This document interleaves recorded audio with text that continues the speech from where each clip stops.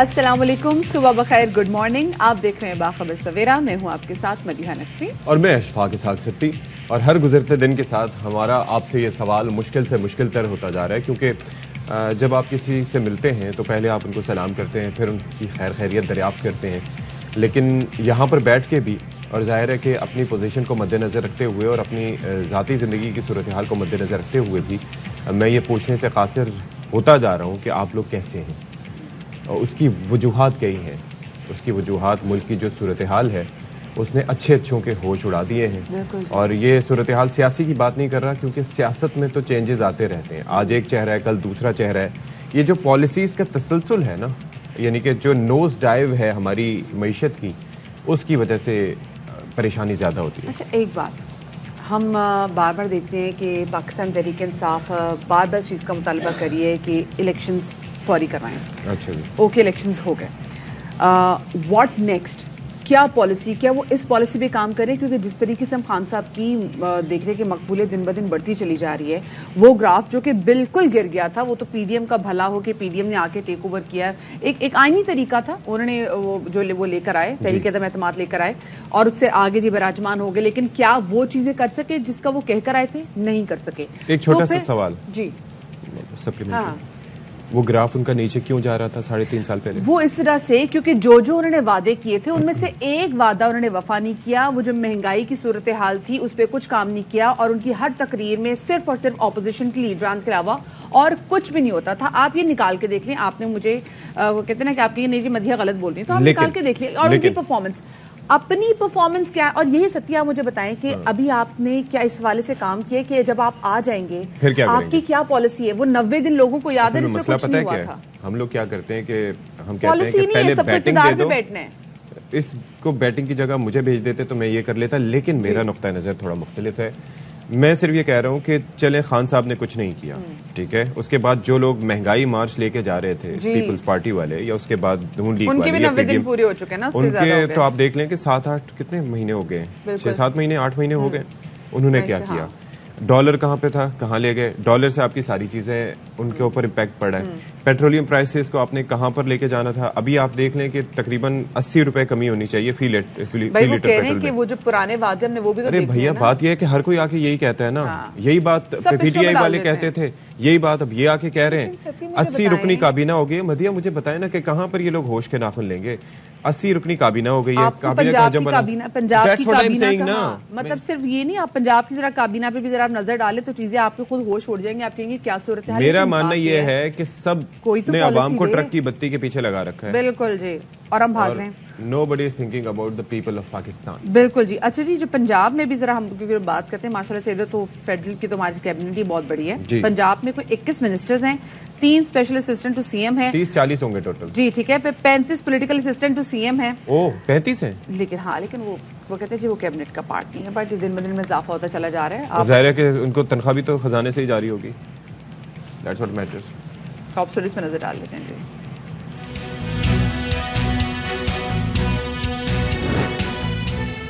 रवां साल महंगाई की तेज रफ्तार रिकॉर्ड इनिंग ने अवाम के होश उड़ा दिए। आटा, तेल, चीनी, गोश्त, अंडे, सब्जी, दालें सब महंगी नहीं, बहुत महंगी हो गई।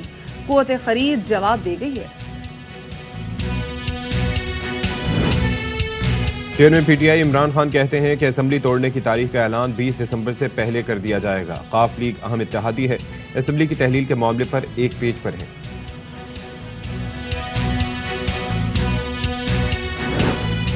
पेशावर में गैस को महफूज करने का गैर महफूज तरीका, प्लास्टिक सिलेंडर आसानी से दुकानों पर दस्तयाब।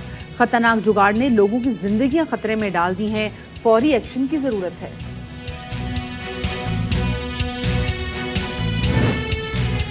मुल्क में दवाओं के बहरान का खतरा भी मंडलाने लगा। वजारत सेहत ने वजारत खजाना को खत से खबरदार कर दिया। खाम माल के लिए एलसीज न खोली तो बहरान का खदशा है। कंपनीज के पास चंद हफ्ते का खाम माल रह गया।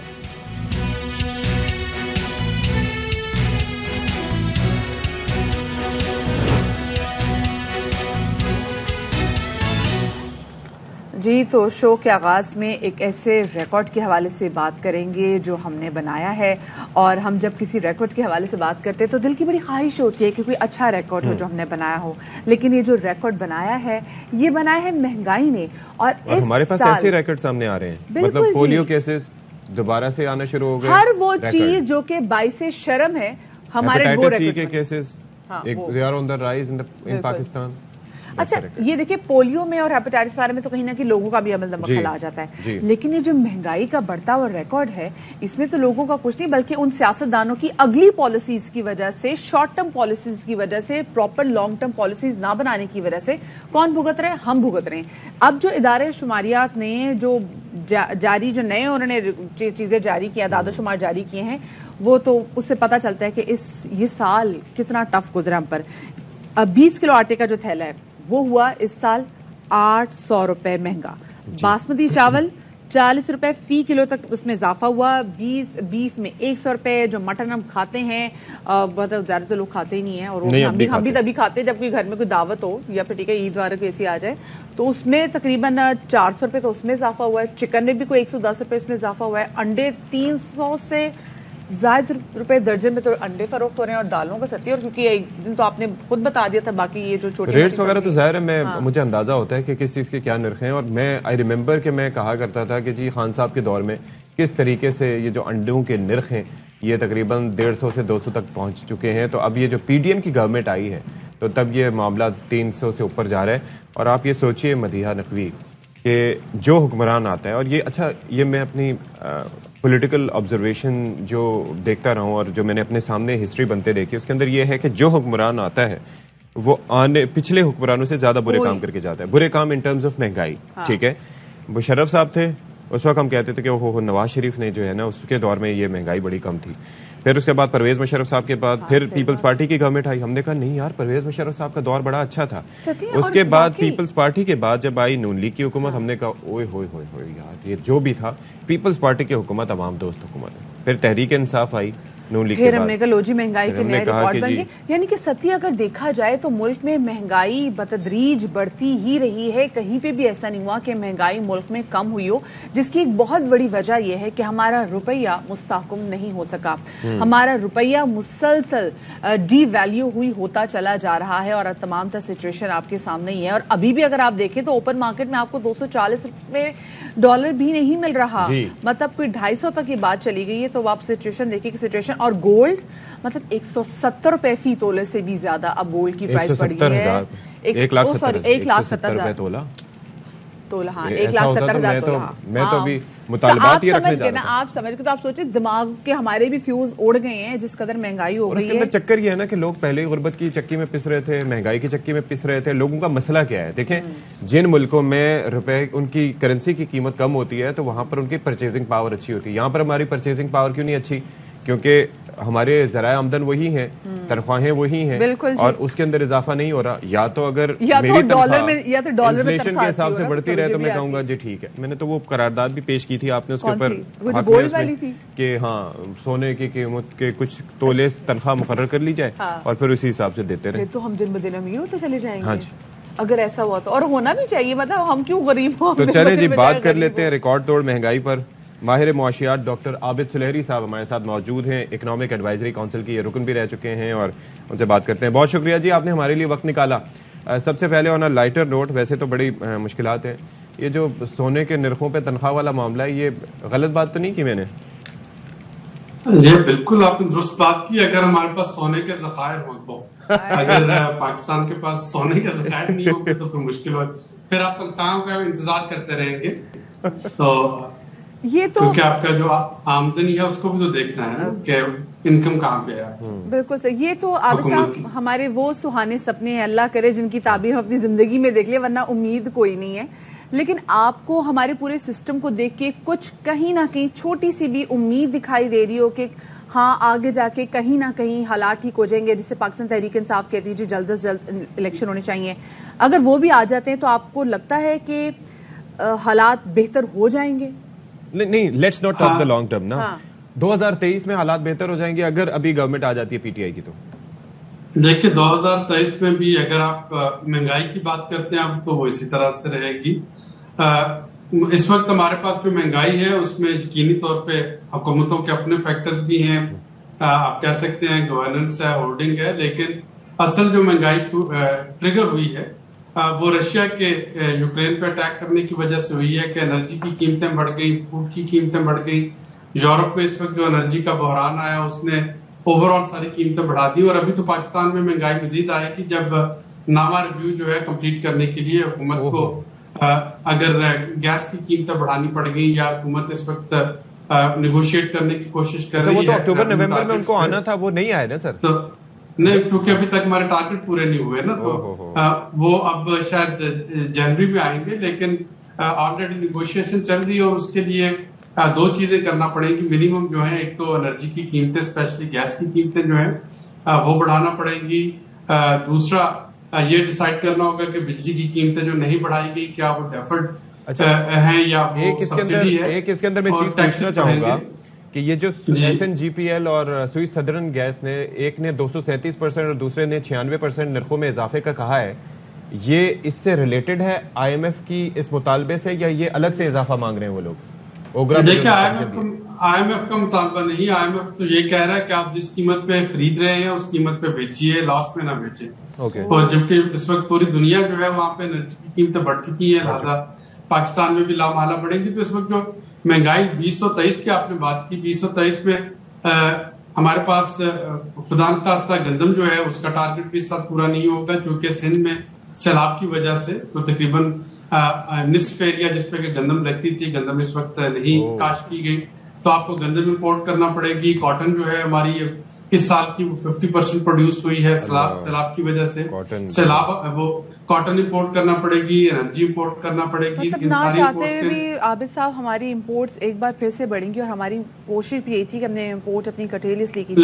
لیکن جو امپورٹ بڑھنے کے ساتھ ساتھ وہ جو آپ نے بات کی تھی نا روپے کی قدر میں کمی، وہ آئے گی، کیونکہ روپیہ جو ہے وہ ظاہر ہے کہ جب آپ امپورٹ کے لیے ڈالرز آپ کو چاہیے ہوں گے تو ڈالر کی طلب بڑھے گی، اس کی سپلائی کم ہوگی تو روپیہ آٹومیٹکلی ہٹ ہوگا. سلیری صاحب اس کا مطلب ہے we should keep in mind کہ جو روپے کی قدر ہے وہ آنے والے سال میں مطلب ہم وہ $250 والے سے بات بھی اوپر چلی جائے گی، کچھ ایسی صورتحال آپ کوشش کریں.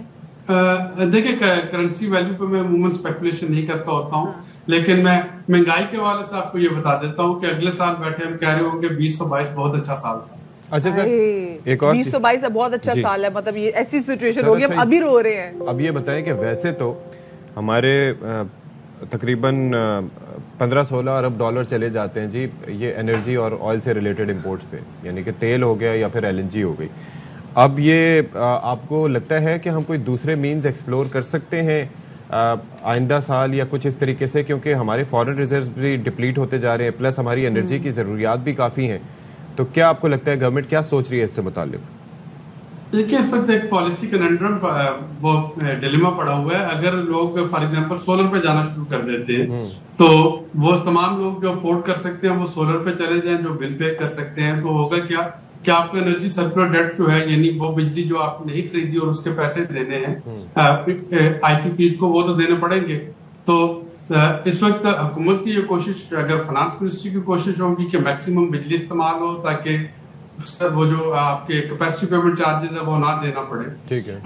ڈالر پہ جانے کے لیے کوشش ہوگی کہ سولر انرجی پہ جایا جائے. تو اس وقت یہ جو متضاد پالیسیز ہیں، یہ ایک پالیسی کے جو نیگیٹو امپیکٹ ہوتے ہیں وہ بھی کوئی بھی حکومت آ جائے، یعنی اس وقت ہم سیاست کو بالا تر رکھتے ہوئے اگر بات کرنا چاہیں تو کوئی بھی حکومت آ جائے، یہ کچھ ایسے ایشوز ہیں جو کہ پاکستان کو چیلنج کیا ہوا ہے. پوری دنیا اس وقت ریسیشن اور انفلیشن کا شکار ہے، لیکن پاکستان میں جو سیاسی عدم استحکام ہے اس کی وجہ سے اور سیلاب کی وجہ سے یہ دو ایڈڈ فیکٹر آگے جو کہ ہمارے اس ریسیشن اور اس مہنگائی کو زیادہ بڑھا رہے ہیں. سلیری صاحب ہم بھی ہمیشہ سے بات کریں کہ جو سیاسی عدم استحکام کی وجہ سے ہم دیکھ رہے ہیں کہ بیرون ملک سے بہت سارے انویسٹرز پاکستان آنے کو تیار نہیں، کیونکہ جو ہم بار بار اسٹیٹمنٹس دیتے ہیں کہ پاکستان ڈیفالٹ کر گیا ہے، ڈیفالٹ کرنے والا ہے، تو لوگ کہتے ہیں بھائی ہم کیوں ایک ایسی سرزمین پہ جائیں جو کہ ڈیفالٹ کر گئی، ہم اپنا کیوں نقصان برداشت کریں. مطلب ایک صحیح نارمل سی بات ہے. پھر دوسرے سیلاب کا فیکٹر بھی دوسری سائڈ پر آپ دیکھ رہے ہیں.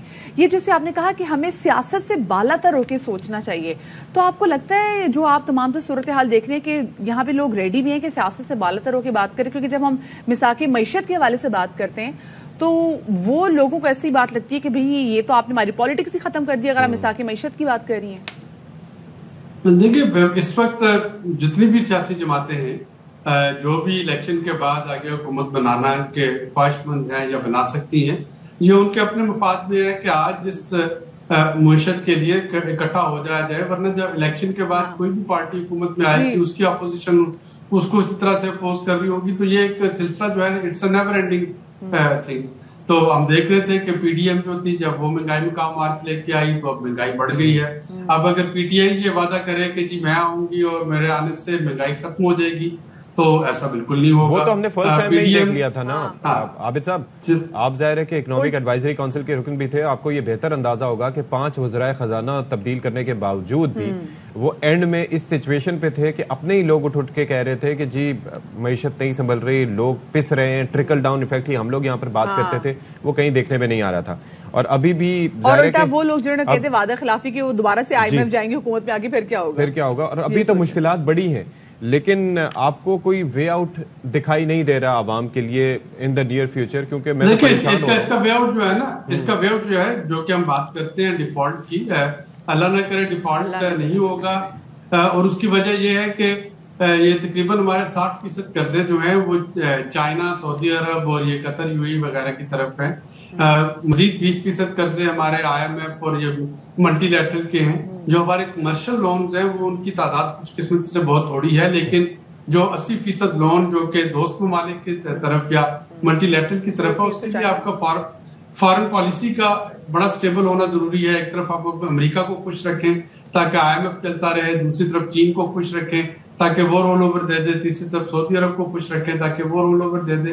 تو ذرا سا بھی اس میں کچھ سلپ ہوتا ہے تو وہ, اور سعودی عرب کو خوش کرنے کے لیے پھر رشیا کی طرف, سعودی عرب اور امریکہ کو خوش کرنے کے لیے رشیا کی طرف نہ جانے کا بھی سوچیں, کیونکہ تو وہ بیلنس آپ کو جو رکھنا ہے وہ بیلنس بڑا مشکل ہوتا جا رہا ہے. دوسرا جو ہمارے دوست ممالک جو رول اوور دینا بھی چاہ رہے ہیں تو وہ ویٹ کر رہے ہیں کہ وہ کس حکومت کو ابلائج کریں, کیا وہ پی ڈی ایم کی حکومت ہوگی, کیا وہ کیئر ٹیکر ہوگی. لیکن سعودی عرب نے تو وہ وزیر خزانہ نے اعلان بھی کر دیا نا سر کہ اب وہ اس کو ٹرم بڑھا رہے ہیں جو ڈپازٹ تھے. لیکن دیکھیں نا کہ ابھی بھی مزید آپ کو $4.5 بلین جو ہے وہ اس کے لیے نیگوشیشن کی جا رہی ہے سعودی عرب سے, اور یہ ساری جو اضافی رقم ہے یہ تب آئے گی جبکہ ایک کلیئرٹی آ جائے کہ آپ کے کون سی حکومت ہوگی جس کو کہ وہ ابلائج کر دے کہ وہ کسی فرد نہیں کرتے, وہ چیزیں ڈیسائیڈ ہو جائے. حکومت کو ابلائج کرتے ہیں. انٹرم سیٹ اپ میں تو کہیں پہ بھی جا کے نیگوسیشن وہ نہیں کرتے کیونکہ ان کو پتا ہوتا ہے کہ یہ تو 3 مہینے کے لیے تو چلے جائیں گے, تو وہ بھی ان کو نا کسی وہ خاطر میں نہیں لے کر آتے. عابد سلیح صاحب ہمارے ساتھ موجود تھے تو آپ مجھے دیکھ رہے تھے میری بات سے اتفاق نہیں کرتے, ایسا نہیں ہوتا. مجھے بتائیں. پریشان ہوں مدیہ, میں اس لیے پریشان ہوں کہ دیکھیں آپ کا فیول لینے جاتے ہیں, میں نے کیوں کہا کیونکہ دیکھیں بلاکس بنے ہوئے مختلف. جی بالکل. رشیا کی طرف جائیں گے تو آپ کو پتا ہے کہ رشیا اور سعودی عرب کی بھی آئل پرائسز کے حوالے سے 2020 میں بڑی جنگ ہوئی تھی, مطلب سفارتی, تو وہ بھی سعودی عرب بھی ناراض ہو جائے گا. پھر اس کے بعد لیکن عمران خان صاحب نے تو بھی تو سوچ لیا تھا نا کہ وہ بھی آف کورس جب ان کو ناراض کریں گے تو کوئی بات نہیں. آپ کس لیے ناراض کیا؟ آئل وہ کہہ رہے تھے ہمارا ان کو آئل کے ساتھ نہیں کوئی ایم او یو نہیں ہوا تھا, کوئی ہوا نہیں تھا, لیکن بیانیہ تو بکا نا. یہ تو کہا گیا کہ ہاں بھائی وہاں سے سستا آئل آ رہا تھا تو سستا آئل نہیں لیا, بھائی وہاں پہ کوئی بات ہی نہیں ہوئی. مزے کی بات ایسی کوئی چیز ہوئی نہیں, on paper it was nothing. خیر جی, کیونکہ ہم نے ملک کی معیشت کے حوالے سے تو بات کر دی, اور ملک کی معیشت, لیکن میں ایک سیکنڈ معیشت پہ آنے سے پہلے یہ چلیں ادھر کی جو چیزیں ہیں وہ تو چلیں اپنی جگہ, یہ جو یہاں پر چیزیں پیدا ہوتی ہیں وہ کیوں مہنگی ہوتی جا رہی ہیں ہر گزرتے دن کے ساتھ؟ کیونکہ ان کی وہ, یہ تو ہم نے ہمیشہ دیکھا, مرغیاں کیا پاکستان سے اٹھ کے کسی دوسرے ملک پہ جا کے اناج باہر سے, ان کی فیڈ باہر سے آتی ہے, ہم وہ نہیں بناتے میرے بھائی. یہ جو ہماری مجھے بھی جو چارہ کھاتی ہے نا, یہ چارہ بھی باہر سے آتا ہے. یہ ایسے بتاتے ہیں ہمیں جو پہ آتے ہیں نا, گجر صاحب بھی یہاں پہ کتنی بار آ کے بتاتے ہیں. تو مسئلہ یہ ہے. پھر دوسرا یہ آپ کو یاد ہوگا بمپر کراپ ہوئی تھی, شوگر گنے کی بمپر کراپ ہوئی تھی, کاٹن کی بمپر کراپ ہوئی تھی, اس کے بعد وہ ایکسپورٹ ہوئی. ٹھیک ہے, تو سیاست, کیونکہ سیاست کی گئی نا ان چیزوں پہ, تو سیاست پہ ذرا بات کر لیتے ہیں. اچھا, سیاست میں چیزیں چل رہی ہے کہ ہر گزرتے دن کے ساتھ ہم یہ دیکھ رہے ہیں کہ ایک طریقے سے عمران خان صاحب باور کرا رہے ہیں اپنے اتحادی کاف لیگ کو کہ جی ہم اسمبلیز ڈیزالو کریں گے. عمران خان صاحب تو یہ کہہ رہے ہیں کہ جی جو کاف لیگ ہے اور پرویز الہی صاحب جو ان کے پنجاب میں سی ایم بھی ہیں, وہ ان کو ان پہ پورا یقین ہے, جس دن وہ کہیں گے اسمبلی توڑ دو وہ توڑ دیں گے. لیکن اس کے باوجود ستی صاحب مجھے بتائیں, ہم یہ روز روز کی کیوں خبر دیکھتے ہیں کہ بار بار کہا جا رہا ہے کہ بس اس 20 سے پہلے اسمبلی ڈیزالو ہو جائیں گی اور ہم نے اپنے اتحادیوں کو بھی کہہ دیا، ہم نے اتحادیوں کو بھی کہہ دیا ان کو بھی اپنی حکومت بچانی ہے، اپنی آگے سے مستقبل بچانا ہے، تو ان کو بھی ڈیزالو کرنی پڑے گی. کیوں بار بار کیوں سنا رہے ستی صاحب، یہ بار بار کیوں باور کرا رہے؟ اچھا، ایک بات کی گئی تھی کافی عرصہ پہلے انضمام کی، انضمام یہ کہ کاف لیگ کو ضم کر دیا جائے تحریک انصاف میں، تو پھر اس کے بعد وہ بات آئی گئی ہو گئی، تو اپنی ساری آئیڈینٹی ختم ہو گئی نا. جی اب یہ ہے کہ آپ دیکھیں کہ اچھا کاف لیگ بھی تو آپ کو یاد ہوگا نا کہ مسلم لیگ نون سے نکلی تھی پرویز مشرف صاحب کے دور میں.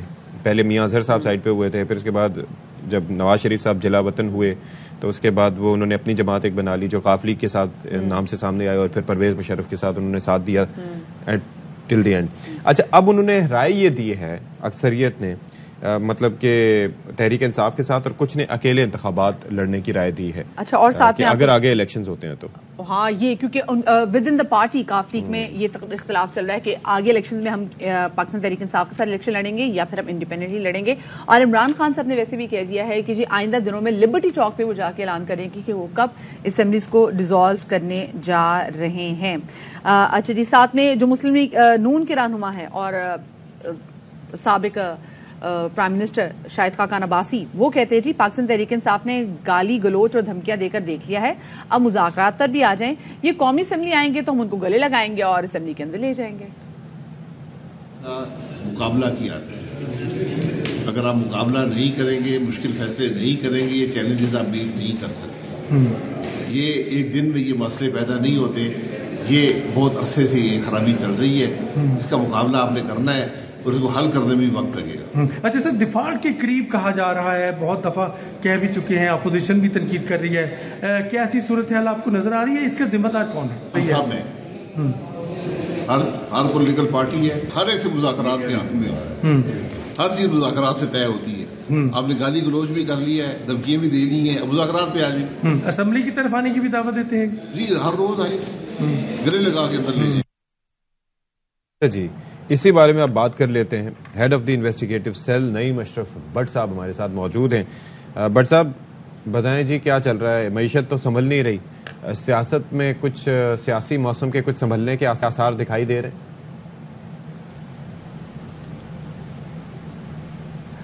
اشفاق صاحب، جو معیشت سنبھل نہیں رہی یہی چیز ہے جس کو خان صاحب پورا استعمال کر رہے ہیں سیاست میں، اور یہی ایک مجبوری بنی ہوئی ہے تمام پاورفل کوارٹرز میں کہ وہ کس طرح جو ہے وہ خان صاحب کو قابو کریں اور کس طرح معیشت جو ہے وہ سنبھل سکے. لیکن خان صاحب جو ہیں انہیں بھی پتہ ہے کہ یہ وقت ہے، اسی وقت میں وہ اچھا جو ہے وہ انہیں چیزیں مل سکتی ہیں، وہ اچھا کھیل سکتے ہیں، کیونکہ اگر لیٹ ہو گئے تو پھر ان کے جو کیسز کھل رہے ہیں ایسے بھی کھل رہے ہیں کہ جو کبھی کسی پہ کبھی بات ہی نہیں تھی ہوئی. تو اس لیے ان کو اپنی پڑی ہے اور معیشت کو اپنی ہے. خان صاحب کا اصل میں یہ ہے کہ ان کو، آپ کو پتہ ہے کہ چند روز پہلے اسحاق ڈار صاحب چند گھنٹوں کے فرق سے 2 ملاقاتیں انہوں نے صدر علوی سے کی تھیں، اور اس میں ایک بڑی ہی حیران کن اور پہلی دفعہ ایک چیز سامنے آئی جو ARY نے ہی رپورٹ کی تھی کہ جو دوسری ملاقات تھی، پہلی میں تو ڈار صاحب نے آ کے کہا کہ جی الیکشن نہیں ہو سکتے، خان صاحب کو سمجھائیں معیشت کے یہ حال ہیں، 1 مہینے کے ریزروز رہ گئے ہیں، اور پھر دہشت گردی آپ دیکھیں کہ دوبارہ اور بڑا آپریشن ہونا ہے تو وہ بھی پیسوں سے ہوتا ہے، وہ ایسے نہیں ہونا. تو اس لیے آپ نے دوسرا جو ملاقات تھی وہ اتنی اہم تھی کہ انہیں پیچھے سے میسیجز کیے گئے، کچھ سوال بھیجے ڈار صاحب کو صدر صاحب کی جانب سے کہ، اور وہ تھے کہ کیسز کا کیا پھر کرنا ہے خان صاحب کا. اس کے لیے وہ پھر دوبارہ آئے اور انہوں نے آ کر کہا کہ وہ تو پرانے کیسز ہیں، وہ ہم اس میں کیا کر سکتے ہیں. یہ ضرور ہے ہم کو نئے اتنے نہیں بناتے، لیکن وہ تو انہیں، یعنی مطلب یہ تھا کہ اب خان صاحب کو ایک دفعہ وہ لیول پہ لانے کے لیے وہ کیسز فیس کرنے پڑیں گے، اور مطلب کیسز سے چھٹکارا حاصل کرنا تو پھر وہ NRO والی بات ہو جائے گی. وہ جب ہو گیا، اب اللہ بھلا کرے آپ کا مدیہ جی، میں یہ لفظ بولنے والا تھا. اصل میں تو یہ خان صاحب کو بھی اس کی ضرورت پڑ گئی ہے. اور جب خبر ہم نے دی کافی لوگوں کو تنقید بھی, لیکن دیکھ لیں 2 بڑی جگہوں سے کوئی کسی نے تنقید کی ایک نقطہ تک نہیں بولا نہ لکھا, وہ کیونکہ الحمدللہ پکی بات تھی. اچھا دوسرا پھر اب جب وہ کیسز کو آپ جوڑیں کہ خان صاحب کو کیوں پھر لگ رہا ہے کہ 2-3 مہینے اگر لیٹ ہو گیا تو وہ معاملے خراب ہو جائیں گے, وہ صرف اور صرف یہی ہیں. دوسرا جو پنجاب اسمبلی کی اب تحلیل ہے, یہ سمجھنے کہ ایک ان کا آخری بڑا کارڈ ان کے پاس ہے اور تھا. اب پہلی دفعہ ہم دیکھ رہے ہیں کہ اتنے اہتمام سے اسمبلی توڑی جا رہی ہے کہ کوئی روز ہمیں پتہ لگتا ہے کہ فلاں دن ہوگا, فلاں دن اناؤنس کریں گے. لیکن دوسری جانب مسلم لیگ کاف جو ہے یا چودھری پرویز الہی, وہ تھوڑے سے کوئی سکون میں لگ رہے ہیں. کوئی کل بھی ایک اہم رہنما سے ملاقات ہماری ہوئی مسلم لیگ کاف کے, تو انہوں نے کچھ اشارے ایسے دیے کہ جیسے انہیں کوئی اتنی زیادہ پریشانی نہیں ہے اور انہیں لگتا ہے کہ وہ کہیں خان صاحب کو شاید کنوینس کر لیں. پھر میں نے پوچھا کہ آپ یہ جی اچھے اشارے تھے وہ, جی آپ کیا کہہ رہی ہیں؟ میں نے کہا اچھے اشارے تھے وہ, جو کہتے ہیں کچھ اشارے انہوں نے دیے. جی اچھا ہی چاہ رہے تھے. جی اچھا وہ میں ادھر جا رہا ہوں. اچھا میں نے انہیں پوچھا کہ یہ جو اتنا ٹھیک ہے یو ٹرنز ہوتے رہے ہیں, تو اب تو بہت زیادہ روز ہم 3 دفعہ یہ اناؤنسمنٹ سنتے ہیں, تو یہ کیسے اس کو وہ کریں گے؟ تو انہوں نے ہنس کے کہا کہ خان صاحب اس چیز کے ماہر ہیں, وہ اس کا کوئی نہ کوئی توڑ نکال لیں گے. تو بہرحال ابھی تک تو وہ اناؤنس کر رہے ہیں اسمبلی کی تحلیل کا, اور یہی ان کے پاس بڑا کارڈ ہے. اور اگر واقعی ایک وہ کر دیتے ہیں تو پھر ظاہر ہے پھر معیشت پہ اور زیادہ اثر پڑے گا اور شاید وہ کچھ حاصل کر سکیں. لیکن انہیں سمجھایا جا رہا ہے. یہ ایک چیز مجھے یہ بتائیے اشفاق صاحب, سمجھائیے گا جی یہ جو کاف لیگ کچھ ڈیفرنٹ سوچ رہی ہے, جس کے اشارے بھی دے رہی ہے, اور خاص طور پر آپ نے یہ کہا کہ وہ خان صاحب کو کنونس بھی کرنا چاہ رہے ہیں, وہ کون سے ایسے سالڈ پوائنٹس ہیں جن پر وہ بات کرنا چاہ رہے ہیں, اور وہ آپشنز کیا ہو سکتے ہیں جس کے اندر ظاہر ہے کہ عوام کو بھی منہ دکھانا ہے تحریک انصاف نے کہ اب وہ ایک بات سے جا کے پلٹ تو نہیں سکتے. تو what would that be?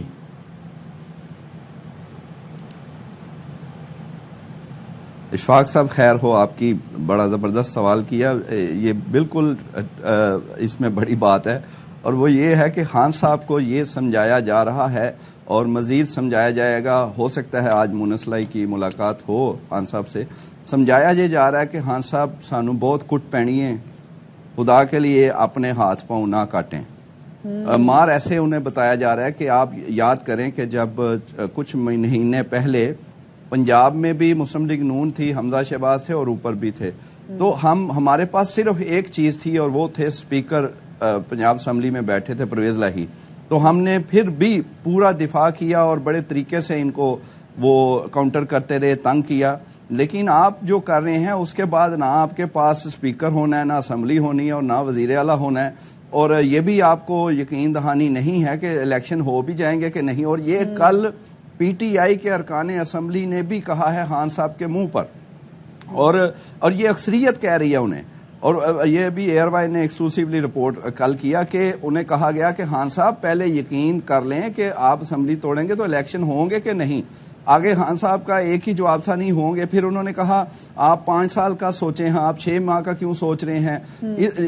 It means کہ انہیں بھی لگ رہا ہے کہ الیکشن, اور آپ کو پتہ ہے یہ بہت سارے طریقے نکل آنے ہیں جس سے الیکشن آگے جا سکتے ہیں. یہ ایسے اتنا مشکل کام نہیں ہے. لیکن اس لیے خان صاحب کو یہ سمجھایا جا رہا ہے, خان صاحب کو سمجھایا جا رہا ہے, کیونکہ دیکھیں یہ دونوں خیبر پختونخوا میں حکومت اور پنجاب میں حکومت ہونا, یہ ان کے لیے اپنے لیے بڑے سازگار چیزیں ہیں.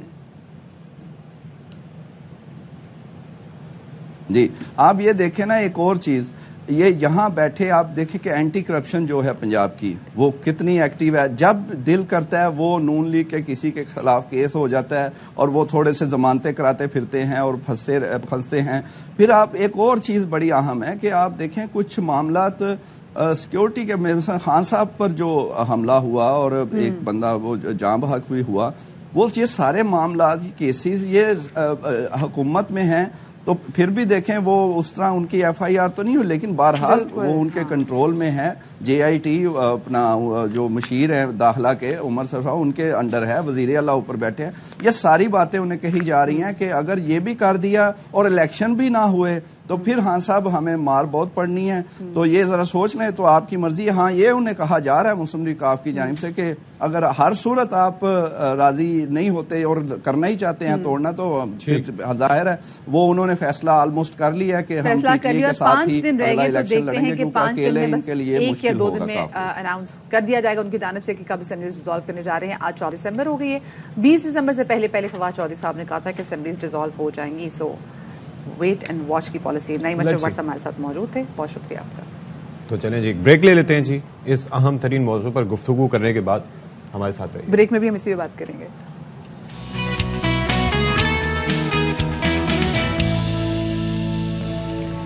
جی جناب، تو welcome back after the break. تھوڑا ہم ملک میں، کیونکہ ہم صحت کے حوالے سے تو بہت بات کرتے ہیں، اب ہم ذرا ملک میں جو ادویات ہیں ان کے حوالے سے بھی بات بھی کرتے چلیں گے، کیونکہ یا تو ادویات کی شارٹیج ہوگی مارکیٹ میں اور یا پھر ادویات کی قیمتوں میں اضافہ ہوا ہے. اب اس کی ایک صحیح وجہ یہ بھی ہے. ہم دیکھتے ہیں کہ جب فارماسیوٹیکل مینوفیکچررز جب ہمارے پاس آتے بھی ہیں، ہم ان سے بات بھی کرتے ہیں، فارماسیوٹیکل کمپنیز والے، وہ کہتے ہیں بھائی جب ہمیں خام مال ہمیں اتنا مہنگا ملتا ہے پھر آپ ہم سے کیسے ایکسپیکٹ کر سکتے ہیں کہ ہم آپ کو وہی جو میڈیسن ہے وہ ہم آپ کو سیم پرائس میں دیں. سر درد کی گولی وغیرہ میں بھی. اور ہم یہ پاکستان میں دیکھیں تو پاکستان میں ہی ادویات کی قیمتیں قدرے کم ہیں. یہی اگر آپ کسی باہر کے ملک میں، آپ اسٹیٹس میں چلے جائیں، آپ یو کے میں چلے جائیں، اور یہی ایک سر درد کی گولی جب آپ لینے کے لیے جائیں گے تو پہلے تو آپ کو مطلب اس کو نا پرسکرائب کرانے کے لیے بھی ڈاکٹر کے پاس جانا پڑے گا، ایک لمبا خرچہ ہے. رکو ذرا، صبر کرو. وہاں پر پرچیزنگ پاور بھی ہوتی ہے. وہاں پہ پرچیزنگ پاور نہیں، وہاں پر آپ کی ہیلتھ کیئر بھی ہے. وہاں پہ آپ کی انشورنس ہے، وہاں پہ پرچیزنگ پاور ہو نہ ہو، وہاں پہ ہیلتھ کیئر سسٹم بڑا تگڑا ہے. انشورنس کام کرتا ہے. سب سے پہلے وہ پوچھتے ہی یہاں اچھا یہ وہاں پر وہ پہلے پوچھتے ہیں کہ do you have an insurance. وہ پہلے آپ سے پوچھتے ہیں کہ ہیلتھ کیئر. یس. یہاں پر اگر آپ کسی کو کوئی کارڈ دکھاؤ کہ ہاں جی یہ کہتے ہیں یہ ہے اچھا، ہاں یہ ہے، تو یہاں ایگزیکٹلی یہاں پہ یہ بڑی سچویشن ہے. اب مسئلہ یہ ہے کہ ایل سیز بھی یہاں پہ کھل نہیں رہی، اور جس کی وجہ سے ہماری جو ہے فارماسیوٹیکل کمپنیز بھی ہیں آلریڈی 18 جو ہیں وہ، کیونکہ بریک میں بات بھی کر رہے تھے، وہ تو ریپ اپ کر کے وہ جا چکے ہیں. وہ کہہ رہے ہیں نہیں بہت نقصان ہو رہا ہے، اب کیا کریں. اور باقی بھی کچھ کمپنیز جو ہیں وہ انہوں نے تیاری پکڑ لی کہ وہ بھی ریپ اپ کر لیں گے. تو ستی صاحب ابھی پچھلے دن ہم نے شو بھی کیا تھا نا، یہ جو ڈائبٹیز کی جو میڈیسن آتی ہے. اچھا دیکھیں، نہ صرف یہ ہے کہ میڈیسن ہیں بلکہ جو میڈیکل اپلائنسز ہیں وہ بھی آپ دیکھ لیں کہ ان کے لیے بھی کافی مسائل لوگوں کے لیے پیدا ہو سکتے ہیں. گھروں میں جو اپنا علاج وغیرہ کرتے ہیں، میڈیکل ڈیوائسز اگر نہیں ہوں گی تو وہ ان کے لیے پریشانیاں مزید بڑھیں گی. اچھا اب تھوڑا سا میں یہ بھی کہنا چاہوں گا کہ میں اور مدیحہ نقوی نہایت معذرت کے ساتھ کہ ہمارا یہ مارننگ شو ہے اور اصولاً ہمارا کام یہ ہونا چاہیے کہ ہم آپ کو انٹرٹین کریں اور اچھی چیزیں، لیکن کیا کریں کہ ایک کے بعد ایک چیز آ رہی ہے اور یہ ڈسکس کرنا ضروری ہے. ان کو ٹچ کرنا ان ٹاپکس کو بہت ضروری ہے. تو کیا وجوہات ہیں جی؟ کیا ہو سکتا ہے؟ کیا ساری کمپنیز ریپ اپ کر کے چلی جائیں گی تو پھر پاکستان میں پھر کیا سچویشن بنے گی؟ تو اس پر بات کر لیں گے. چیئرمین پاکستان فارماسیوٹیکل مینوفیکچررز ایسوسی ایشن سید فاروق بخاری صاحب اسٹوڈیوز میں ہمارے ساتھ موجود ہیں. بہت شکریہ بخاری صاحب. اور ہم مطلب یہ کیا امپورٹ پہ پابندی لگی ہے یا پھر یہ کوئی کسی اور وجہ سے بینکس جو ہیں وہ ایل سیز نہیں کھول رہے؟ چکر کیا ہے؟ نہیں سر، وہ اس طرح ہے کہ آف کورس جو ہمارا لاسٹ منتھ سے ایل سیز روکی گئی ہیں، لیٹر آف کریڈٹ جو ہم دیتے ہیں اپنے سپلائر کو فار دا ایشورنس کہ ہم مال ہم جب پہنچے گا تو bank will give you the amount of dollars اور واٹ ایور کرنسی وی بک ان. اچھا وہ ہمیں بینکس نے ریفیوز کر دی ہیں، اور بینکس کا موقف یہی رہا ہے کہ ہمیں وربل انسٹرکشنز ہیں from the State Bank of Pakistan, verbal instructions کہ آپ ان کی ایل سیز روک دیں. مطلب most of the L Cs جو بھی امپورٹ آئٹمز ہیں ان کی روکیں آپ ایل سیز وغیرہ. اچھا اور سیکنڈ ان کا موقف یہ ہے کہ ڈالر کی شارٹیجز ہیں. ڈالر جو ہے زیادہ تر بلیک مارکیٹ میں چلا گیا ہے، اور جو لیگل مارکیٹ ہے جو اس کا بولے کیلکولیٹڈ یا آڈرڈ مارکیٹ ہے وہ اس میں نہیں ہے ڈالر اتنا. اچھا پھر یہی بیان ہم اسٹیٹ بینک کی طرف لے گئے، ہمارے آنریبل فیڈرل منسٹر صاحب ہیں قادر پٹیل صاحب، ان کے پاس لے کے گئے. Again we went to the P M finance minister کو ہم نے لیٹر لکھا، تو اس پہ ہماری سنوائی ہوئی. State bank we spoke to state bank 2 days ago and they have assured us کہ whatever your problem is, اور ہم نے کلیئر انسٹرکشن دے دیے ہیں to the banks, national banks of Pakistan, کہ اسینشیل فوڈ اور فارماسیوٹیکل میڈیسن جو ہے اور میڈیکل ڈیوائسز ان کی ایل سیز آپ کسی طور پہ بھی نہیں روکیں، ان کو پرائرٹی بیسس پہ آپ حل کریں. But yet again the problem is everybody is aware of it कि डॉलर शॉर्टेज जिसका ताल्लुक लोग इंसानों की जानों से है, जान बचाने से है, उन पे तो किसी भी थोड़ा सेकंड्स का भी जो फ्रैक्चर सेकंड्स का भी डिले नहीं होना चाहिए, लेकिन एसेंशियल लिस्ट, बिल्कुल जी, essential is part of your house hold item. Okay, अब अगर लेट्स से कि मतलब अल्लाह ना करे कि अगर एक महीने तक वो मजीद एलसीज नहीं खोलते, लेटर ऑफ क्रेडिट नहीं देते, फिर क्या होगा? सर इसमें ये होगा कि आपको शदीद किल्लत आएगी मेडिसिन की, और आम अद्वियाएं जो सर के दर्द की वगैरह इस तरह की, कि ज्यादातर खाम माल हमारा इम्पोर्ट ही होता है, द वेल्डी खाम माल जो हमारा लोकली प्रोड्यूस होता है. अच्छा, इसमें सिर्फ ये नहीं, सिर्फ ये भी है कि जो आप टेस्टिंग करते हैं, ब्लड टेस्ट हो गया, एक्सरे फिल्म्स है, जो सब स्क्रीनिंग वाले, आप ये भी नहीं कर सकेंगे. अच्छा जी, ये भी नहीं कर सकेंगे. ये भी नहीं यहाँ पे पाकिस्तान में बनता, हम सब चीजें बिल्कुल नहीं जी, हमारे यहाँ नहीं बनता, इम्पोर्ट ही करते हैं जी. रीजन बिकॉज हमारा एक बिजनेस फ्रेंडली एनवायरनमेंट नहीं रहा, और हमारी कंटिन्यूटी ऑफ पॉलिसीज कभी नहीं रही इस मुल्क में. For the past 75 years we been seeing revolution जो आता है उसमें अपनी नई पॉलिसी आती है. जो स्ट्रिंजेस वगैरह सारी बनती है भी पाकिस्तान में नहीं जी, पाकिस्तान में बनती थी, 2 प्लांट बंद हो गए थे 10 साल पहले. अच्छा, और जो बनते भी है ना उनको भी नई को भी लाके खोलो तो वो कुछ का कुछ होता है, तो क्वालिटी नहीं सर, बनती यहाँ पे सिरिंजेस जो बन रही थी वो अनफीजिबल हो गई थी. द रीजन बीइंग के हमारा एक दोस्ताना मुल्क है, I won't take the name, वहां पे उनको इतनी इम्पोर्ट्स पे फेवर दिया गया है कि वो लोकल अगर बंदा जो रॉ मटेरियल मंगवाए उसको महंगी पड़ती है to produce, so it's better to import from there. सब समझ गई कौन सा मुल्क की आप बात करें जी. तो it's becomes difficult to put up a factory over. और जो भी मल्टीनेशनल कंपनीज हैं, अभी 2 और कंपनीज हैं जिनसे लास्ट वीक में बात कर रहा था, वो अपने एक प्रोडक्ट है, ऑफ कोर्स एसेंशियल प्रोडक्ट है, वो टोल कराती थी लोकल मैन्युफैक्चरर से जो नेशनल इंडस्ट्री है, वो उन्होंने उनसे वापस ले लिया. तो they not gonna toll any more. तो उनसे उन्होंने रिक्वेस्ट की कि यार we need this medicine for our general market या पाकिस्तान. तो उन्होंने बोला आज ये हमसे इम्पोर्ट कर लें. और जो कीमत उस वक्त डिटर्मिन रैप ने की हुई है उस लोकल मार्केट में, it is 10 times more than actually what we will import from there. Okay. So eventually, like Madam said in the earlier program, के ये import करने, there's a lot of cost of medication over there. और हमारे खित्ते में अभी भी जो प्राइसिंग है कम है. अगर आप कंपेयर करें, I mean ये छोटी जो क्या नाम है, पैरासिटामोल की जी सर, 2 रुपए 70 पैसे की आप अंदाजा करें. अच्छा, अभी भी चूंकि मैं बात करता हूँ 2 चीजों की. एक तो मैं परचेजिंग पावर की बात करता हूँ कि यहाँ पर तो बताते हैं 25,000 सैलरी है कि जी कम से कम होगी, और होती है एट टाइम्स 6,000 भी नहीं है लोगों की. उस हिसाब से मैं कंपैरिजन में कहता हूँ. लेकिन वैसे अगर आप ट्रैवल करें और आप जाएं तो आपको वहां पर पाकिस्तानी 1,000 रुपए का भी आपको पत्ता नहीं मिलता है. और वो भी एक, वो खाते हुए भी इंसान सोचता है कि बुखार अगर ज्यादा नहीं है तो छोड़ देता हूँ, रहने देता हूँ. तो यहाँ पर तो हम फांकते हैं. मैं आपसे एक बात इस चीज से मैं थोड़ा ऐड ऑन करूँ कि जहां तक अपने परचेजिंग पावर की बात की, जो वहाँ का मेडिकल और हेल्थ केयर कॉस्ट है, लोगों के पास वहां भी परचेजिंग पावर नहीं है इसको अफोर्ड करने के लिए. अच्छा, वहां पे गवर्नमेंट सिक्योर करती है through social security and health insurance, बिल्कुल ऐसे ही है, व्हिच मींस हेंस के दे कैन अफोर्ड इट. अच्छा, इसमें आप जो है एक अगर हम प्राइसेस बढ़ाते हैं because of so for reason जो भी हमारी कॉस्ट बढ़ती है, ये इम्पैक्ट जनरल पब्लिक को नहीं आता, ये गवर्नमेंट अब्सॉर्ब करती है. सर अच्छा, मुझे अब ये बताएं क्योंकि वक्त बड़ा मुख्तसर है, सस्टेन करना कितना मुश्किल होता जा रहा है फार्मास्यूटिकल कंपनीज के लिए, पाकिस्तान के जो भी हालात है उसमें? जी काफ़ी मुश्किल हो गया है. अच्छा, गिवन मैं थोड़ा बैकग्राउंड दे दूं कि अक्सर पर्सपेक्टिव ये है कि ये हमारी प्राइसेस जो आइसोलेशन में बन जाती हैं, हम ड्रैप से गठजोड़ कर लेते हैं और हमारा काम हो जाता है. हाँ जी. अच्छा, ये पर्सपेक्टिव बिल्कुल गलत है. वजह ये है कि हमारी जो प्राइसेस हैं वो 4 लेवल पे डिफाइन होती हैं, provincial, federal, supreme court and then again ड्रैप. It comes down to ड्रैप, then cabinet, then federal government again.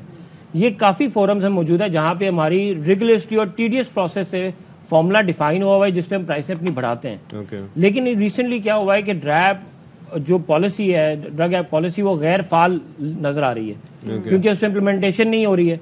Hence prices बढ़ नहीं रही है. हार्डशिप केसेस 48 हमने सबमिट कराए थे, उसमें सिर्फ एक हार्डशिप केस को रिजॉल्व किया विच इज पैनाडोल, क्योंकि उसकी काफी शोर मच गया था, हाउस होल्ड आइटम है.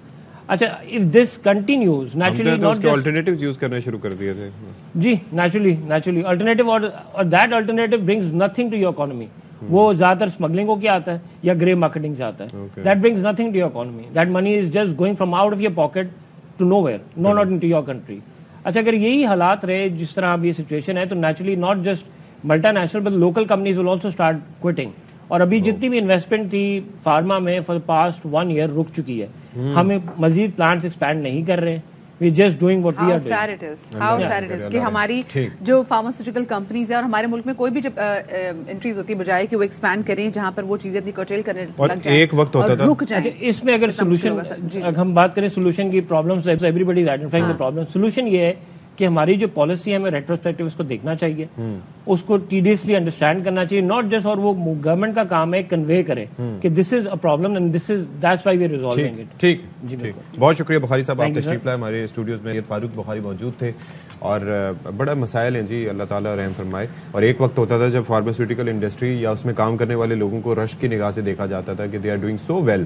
ٹھیک ہے, سچے معنی میں جیلسی ہوتی تھی. یہ جو کووڈ کے ٹائم میں بات کر رہے ہیں, نہیں اس سے پہلے کی بھی بات کر رہا ہوں, لیکن اب یہ ہے کہ کافی پریشانیاں ہیں تو عوام کے لیے بھی سارٹ ہونی چاہیے. بریک لیتے ہیں, بریک کے بعد آئیں گے.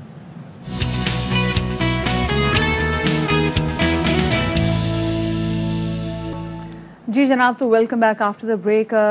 ہم نے دیکھا ہے کہ کراچی میں کس طریقے سے اسٹریٹ کرائمز کی وارداتیں دن بدن بڑھتی چلی جا رہی ہیں. پچھلے دنوں PIB کالونی میں ایک نہایت افسوسناک واقعہ پیش آیا تھا جب 8 سال مدینے میں رہنے والا عدنان رہائشی پاکستان آیا ہوا تھا. وہ اپنے بچوں کے لیے گھر سے دودھ لینے کے لیے نکلا تھا. آس پاس جو ڈاکو وہاں پر موجود تھے انہوں نے وہاں پہ ڈکیتی کی واردات کی, اور اس کے بعد جب وہ وہاں سے لوٹ مار کر کے فرار ہونے لگے, لوگوں نے وہاں پر شور مچایا تو ڈاکوؤں نے جاتے ہوئے اوپن فائر کیا, اور اسی میں سے ایک گولی پاس کھڑے عدنان کو لگی جو کہ اس کا سینہ چیرتے ہوئے چلی گئی. ابھی تک اس کے گھر والے انصاف کے متلاشی ہیں.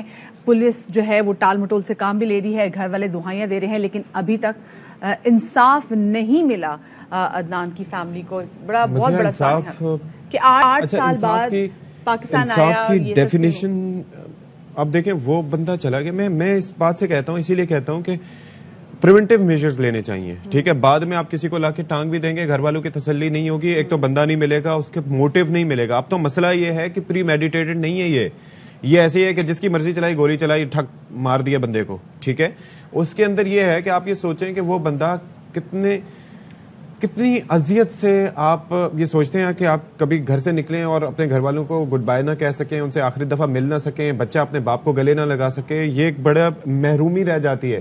اور اس طرح کے سے ان ظالموں کے ہتھے کوئی چڑھ جائے, جوان موت, اور ایک گولی پورے گھر کا نا ماحول مطلب کیا ہم آپ سے بات کریں کہ سوچے کہ ایک بندہ 8 سال بعد آیا ہو, پاکستان واپس آیا ہو, بہن بھائیوں سے ملنے کے لیے آیا ہو, وہاں پہ اکاؤنٹنٹ تھا, بچے کے سے دودھ لینے کے لیے جاتا ہے, اور کیا پتا وہ واپس ہی نہیں آئے گا, اور کبھی اس بچے کو بھی نہیں دیکھا گیا جس کے لیے وہ دودھ لینے کے لیے نکلا تھا.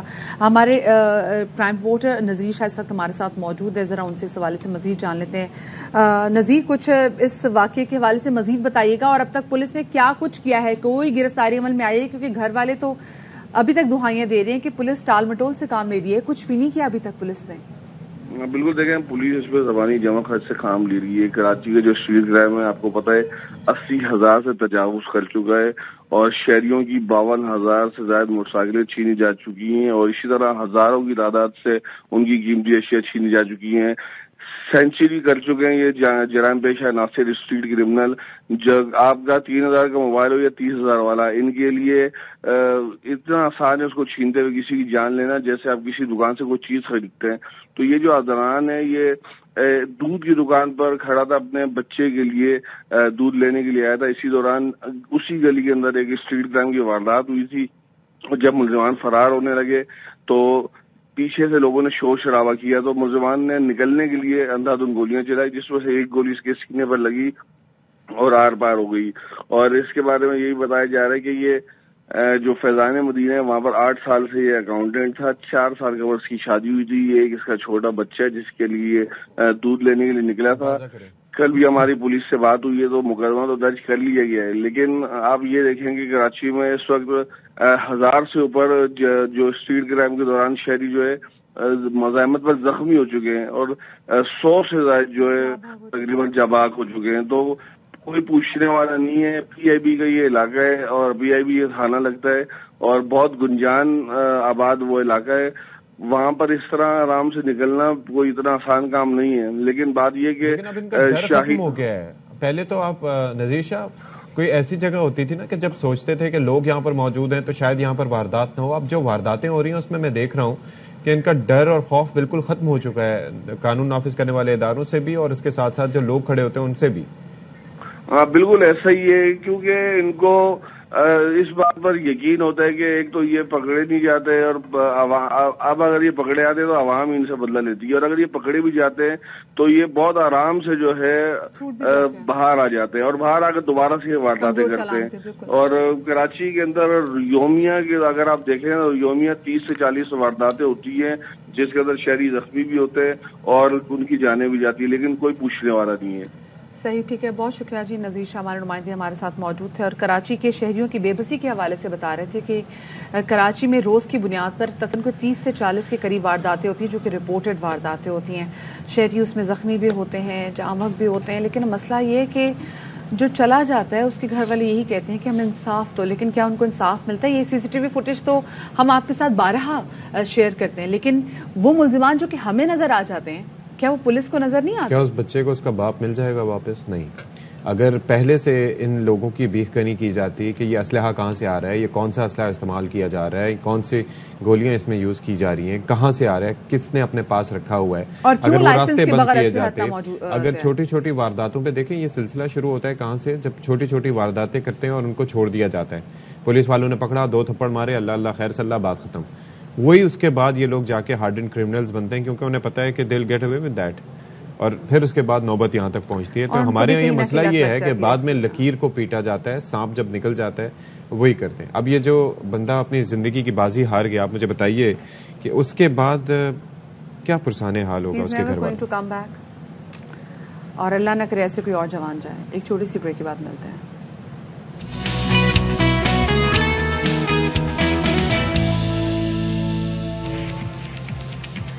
اچھا جی، ایک بار پھر سے آپ کا خیر مقدم کرتے ہیں باخبر سویرا میں.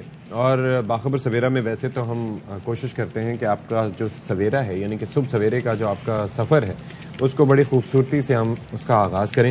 لیکن ہمارے پہلے گھنٹے میں آج جو ہے وہ ظاہر ہے کہ ملکی معاشی حالات اور ملکی سیاسی صورتحال کی کافی بازگشت رہی، کافی مسائل کا تذکرہ رہا. لیکن ساتھ ہی ساتھ اب دوسرا گھنٹہ شروع ہو گیا تو کیوں نہ تھوڑا سا موڈ آپ کا چینج کیا جائے. اور اب بھی ہم بات کریں گے ہم تھوڑا سا کھیل کی سرگرمیوں کے حوالے سے، اور کھیلوں کا سب سے بڑا ایونٹ کون سا ہو سکتا ہے؟ دستوں سے بالکل جی، فیفا 2022. بالکل جی. میں کرکٹ کہتی ضرور، اگر ہم نے ملتان ٹیسٹ میں انگلینڈ کو ہرایا ہوتا اور اس سے پہلے ہم نے پنڈی کے ٹیسٹ میں بھی انگلینڈ کو ہرایا ہوتا، پر کوئی بات نہیں، انشاءاللہ کراچی میں ٹیسٹ میچ ہونے والا ہے اور ہم انگلینڈ کو ہرائیں گے. آپ دیکھ لیجیے گا، mark my words.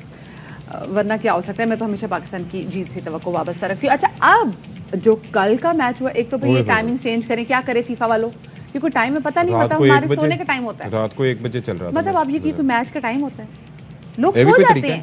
This is not a good behavior, Puja, please change it. اور دوسری بات ہے، مطلب پھر اکثر مطلب گھر میں 100 چیزیں بھی ہوتی ہیں کہ بچہ بیمار نہیں دیکھ سکا انسان. تو میں نے صبح ہائی لائٹس دیکھی، یہ ضرور میں دیکھ رہی تھی فون پہ کہ ٹویٹر پہ کہ کیا چل رہا ہے. اچھا گول ہو گیا، اچھا یہ ہو گیا، اچھا جی فرسٹ ہاف میں یہ ہو گیا فلان. اچھا مجھے ایک بات بتائیں، تو میں نے میسی کا گول دیکھنا تھا کیونکہ میں دیکھ نہیں سکی، پر مجھے ایک بات بڑا لیجنڈ گول تھا. ایک سوال ہے میرا چھوٹا سا. 2 بتاؤں گی باتیں، 2 بتائیں گی، ٹھیک ہے. یہ جو فٹ بال ہے، ہاں وہ آلریڈی گول ہوتا ہے، ہاں، تو پھر اس سے گول کیسے ہوتا ہے؟ یہ تو وہی والی بات ہے کہ وہ جو سمنا بات کا گول چکر ہے، وہ کیا چکر ہے؟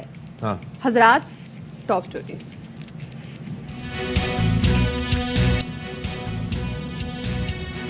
سندھ میں اندھیر نگری چوپٹ راج، کتابیں اسکولوں میں نایاب، کباڑ پر دستیاب. گھوٹکی میں سندھ ٹیکسٹ بک بورڈ کی 150 من کتابیں کباڑ میں فروخت، سندھ ہائی کورٹ کا نوٹس. پاکستان میں بھارت کی ریاستی دہشت گردی پھر بے نقاب، جوہر ٹاؤن لاہور دھماکہ بھارت نے کرایا، ثبوت مل گئے. وفاقی وزیر داخلہ رانا ثنا کہتے ہیں معاملہ اقوام متحدہ میں اٹھائیں گے. مکسڈ مارشل آرٹس میں پاکستان کا نام روشن کرنے والے نوجوان ہیں آج باخبر سویرا کے مہمان. عاطف نے قازقستان میں سجے ایونٹ میں سلور میڈل حاصل کیا.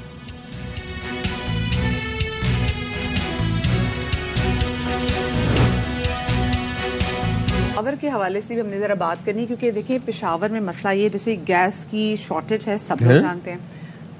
اچھا یہ واقعی ہو رہا ہے؟ جی، گیس کی شارٹیج ہے، سب لوگ جانتے ہیں، لوگ بڑے بڑے سلنڈرز افورڈ نہیں کر سکتے. تو پشاور میں کیا ہو رہا ہے کہ انہوں نے کہا جی کہ ہم کیا کریں، کوئی جگاڑ نکالتے ہیں. انہوں نے نا چھوٹے چھوٹے پلاسٹک کی تھیلیوں کے اندر پھر ایک نوزل لگا کے اس پلاسٹک کی تھیلیوں میں بھر کے گیس لوگوں میں فروخت کر رہے ہیں. اگر یہ دکھا سکیں، اور لوگ خرید بھی رہے ہیں. یہ ابھی آپ ذرا اپنی اسکرین پہ دیکھیں، یہ چھوٹے چھوٹے گیس بامز ہیں، خدا نہ خاصا کوئی مسئلہ ہوا تو یہ جو دھماکہ یہ آپ دیکھیں کتنا غیر محفوظ طریقہ ہے یہ ہو رہا ہے. اس کی ہم نے کتنے آرام سے فوٹیج بنا لی. میں حیران ہوں انتظامیہ کیوں حرکت میں نہیں آ رہی کہ بھائی یہ تو لوگوں کی جان کے لیے بڑی خطرناک چیز ہے یہ جو گیس بامز ہیں. جی بالکل. مطلب دیکھیں میری ایک بات سنیں, سلنڈرز یہاں پر ضرورت ہوتے ہیں, سلنڈرز ہم نے بھی خریدا ہے, میں نے بھی ابھی خریدا سلنڈر, تو مجھے آئیڈیا ہے کہ ایون اس کو ساتھ رکھتے ہوئے, اس کو سنبھالتے ہوئے, اس کے اوپر چولہا فٹ کرتے ہوئے آپ کو کافی دفعہ ٹیسٹ گزرنا ہوتا ہے کہ کہیں سے کوئی لیکیج تو نہیں ہے, نوزل سے لیکیج تو نہیں ہے, اس کو جو ٹائٹ کیا گیا چوڑی وہ صحیح سے ہے, اوپر جو چولہا بٹھایا گیا اگر سیپریٹ پائپ نہیں جا رہا تو وہ کس طرح کا ہے. اور یہ تو تھیلے میں اس کو ذرا سی آپ نے دیا سلائی دکھائی, یعنی کہ ماچس کی تیلی اگر اس کو ٹچ ہو گئی تو پھر دھماکہ. اس کے پاس آپ اگر سگریٹ وغیرہ پی رہے ہو, کچھ بھی ایسا کرے تو سوچیں آپ کے لیے کتنا خطرناک ثابت ہو سکتا ہے, یہ لوگوں کی جان لے سکتا ہے. اسسٹنٹ کمشنر پشاور راؤ ہاشم صاحب ہمارے ساتھ ذرا موجود ہیں, ہم ان سے اس حوالے سے بات کر لیتے ہیں. راؤ ہاشم صاحب بہت شکریہ آپ کا, آپ نے باخبر سویرا کو وقت دیا. یہ جو چھوٹے چھوٹے گیس بامز ہیں یہ تو لوگ چلتے پھرتے فروخت کر رہے ہیں, اور ہم نے اس کی فوٹیج بھی بنا لی ہے, اور کتنی بڑی تعداد میں یہ پلاسٹک کی تھیلیاں موجود اور لوگ لے کے بھی جا رہے ہیں. آپ نے وہ بھی آئی ایم شیور دیکھ لیا ہوگا. سر یہ آپ لوگوں اس کی روک تھام کے لیے کچھ کر نہیں رہے, کیونکہ یہ تو انسانی جان کے لیے بہت بڑا خطرہ ہے. بک رہے ہیں. جی تھینک یو ویری مچ. اس میں جس طرح یہ ایشو ہائی لائٹ ہوئے اور ہمارے آفیسرز نے بھی دیکھا ہے, تو تمام آفیسرز ڈیلی کی بیس پہ اس میں پروونشل گورنمنٹ کی بھی کلیئر کٹ ڈائریکشنز ہیں, اور ڈپٹی کمشنر پشاور کی بھی اس میں ڈے ٹو ڈے ایکٹیویٹیز جو ہے وہ ہماری سپروائز کر رہے ہیں, اور تمام ہمارے فیلڈ آفیسرز کاگنیزنس لے رہے ہیں, کیونکہ یہ بہت ہی زیادہ ڈینجرس ہے. اور اس طرح جو سٹوریج ہے اس کی سیلنگ پہ, اس کی سٹوریج پہ, اس کی ڈسٹریبیوشن پہ یہ کمپلیٹ بین ہے. تو ہم نے قمردین چوک میں, ہم نے رنگ روڈ میں, حیات آباد میں, کارخانوں میں بھی, جہاں پہ بھی ہمیں انفارمیشن ملی ہے تو میں آپ کو بتاتا چلوں, ڈسٹرکٹ ایڈمنسٹریشن پشاور اوبلیویس بالکل بھی نہیں ہے. ہمارے ڈی سی صاحب نے اس میں روزانہ کی بنیاد پہ ہمارا ٹیلی جو چیک کرتے ہیں, اور ہم تمام آفیسرز کو کاگنیزنس لے رہے ہیں. اچھا راؤ صاحب, لیکن اگر ایسا ہوتا تو پھر ظاہر ہے کہ یہ چیزیں میڈیا پر رپورٹ نہ ہوتی نا, آپ کو پہلے سے علم ہوتا, آپ اس کی بیخبری کر چکے ہوتے, یا انتظامیہ, میں صرف آپ کو مورد الزام نہیں ٹھہرا رہا, لیکن ایک چیز میڈیا پر ہائی لائٹ ہوئی تو اس سے کہیں پہلے یہ مارکیٹوں میں بک رہی ہوگی, کسی نے نوٹس کیا ہوگا, اور اس کے بعد پھر بات یہاں تک پہنچی ہوگی. یہ تو دیکھیں, یہ تو they are just giving out the ideas. نہ صرف یہ کہ اس مقصد کے لیے یوز ہو سکتا ہے, this can be used in the act of terrorism اور اینی تھنگ, بیکاز یہ تو ایک مطلب آپ نے ذرا سا دکھائی, تیلی دکھائی, اور یہ تو دھماکہ ایک ایسا اسلحہ ہے جس کے لائسنس کی ضرورت ہی نہیں ہے. جی آپ بالکل ٹھیک کہہ رہے ہیں, لیکن اس میں بتاتا چلوں کہ it's been around 2 months I am posted in Peshawar, اور اس سے پہلے بھی کہ جو پولیتھین بیگ ہے نا, اسی سے اگر سٹارٹ کریں تو اسی کی مینوفیکچرنگ پہ, اس کی امپورٹ پہ, اس کی ڈسٹریبیوشن پہ, اس کی ریٹیل پہ is a complete ban. Around 5 lakh rupees جو ہے تب تک آپ اس پہ فائن کر سکتے ہیں, اور اگر آپ افینس ریپیٹ کرتے ہیں تو اس کے اندر امپریزنمنٹ بھی ہے.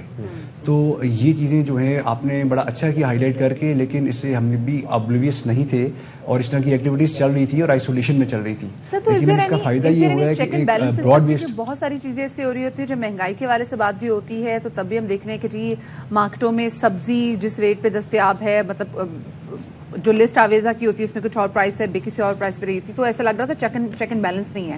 یہاں پہ بھی ہمیں دیکھ کے ایسا لگ رہا ہے کیونکہ چیک اینڈ بیلنس ہے, کیونکہ جس طریقے سے دکاندار یہ بیچ رہے ہیں نا, ان کو تو لگ رہا ہے وہ آئنسٹائن بیٹھے ہوئے ہیں. جس طریقے سے ہم فوٹیج پہ بھی دکھا رہے ہیں کہ بڑے آرام سے وہ بنا رہے ہیں, ٹیپ لگا رہے ہیں, وہ تو چیزیں ہمارے آنکھوں کے سامنے ایجاد ہو رہی ہیں.